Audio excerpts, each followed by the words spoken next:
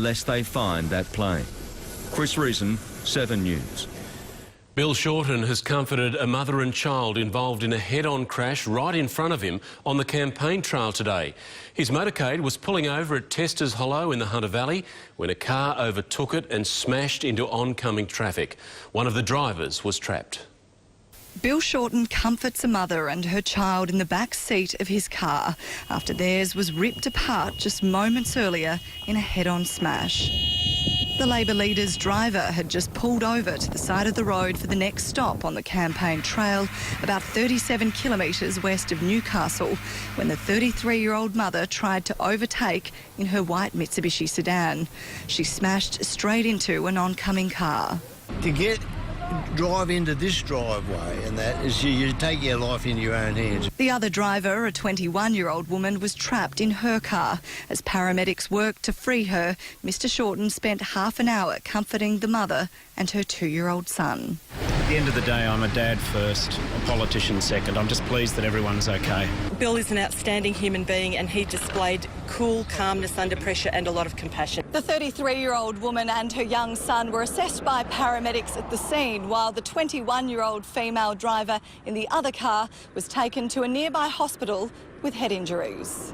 She's in a stable condition. Mr Shorten was supposed to be announcing extra funding on the notorious stretch of road which is prone to flooding. But after the crash, his following campaign events were cancelled. Maria Jovanovic, 7 News. One of the state's worst roads will benefit from being in a marginal electorate. The scene of yet another crash today, Appin Road from Campbelltown to Appin, is being promised $50 million by both major parties. To upgrade the vehicle separation and safety on that road. This is a real promise with real money to generate real jobs. Over 15 years, there have been 22 fatal crashes on Appin Road.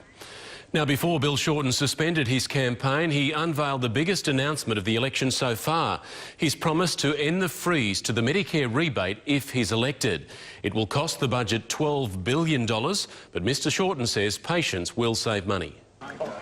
In a GP clinic waiting room,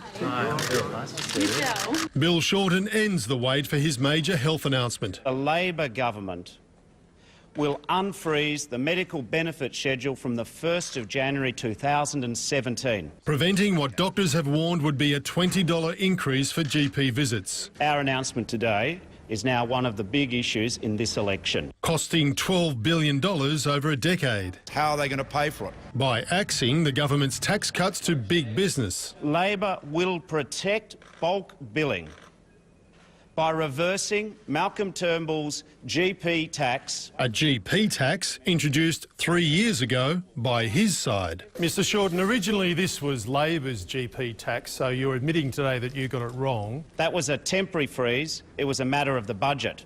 Every time you see Bill Shorten's lips moving in this campaign, he's spending more money that he doesn't have. The threat to Malcolm Turnbull from Bill Shorten's announcement today is that it turns medical centres like this into anti-government campaign offices. We'll make sure this election is fought on the issues which matter to everyday Australians. Malcolm Turnbull wants the election to be about Their weakness on border protection. claiming divisions within Labor prove it isn't truly committed to boat turnbacks and offshore processing. What Labor is proposing is just political.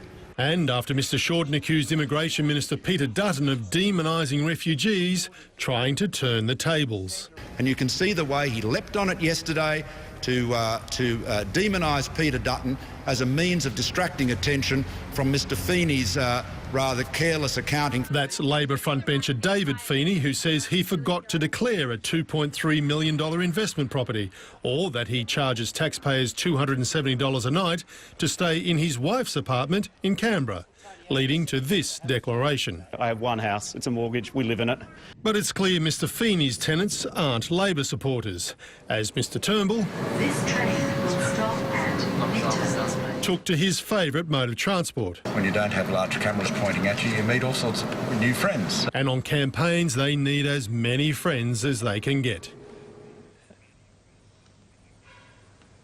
And Mark Riley joins us here at Bankstown Sports Club this evening, where, Mark, both leaders speaking tonight trying to win over voters. Yes, Mark, Western Sydney's marginal seats are crucial in this campaign. Malcolm Turnbull will tell tonight's Go West Awards that the West is the future of Sydney, not just in terms of population, but also opportunity, and that his budget is tailored to help the sort of businesses that flourish here, while Bill Shorten has dispensed with his prepared speech and will instead talk about that conversation with the young mother and her son in the back of his car after the accident this afternoon, and how what he calls the lightning strike of misfortune can, in an instant, change the lives of people already struggling on a daily basis. So a mixture of the personal and the political tonight, Mark. Mark Riley at Bankstown, thank you. Returning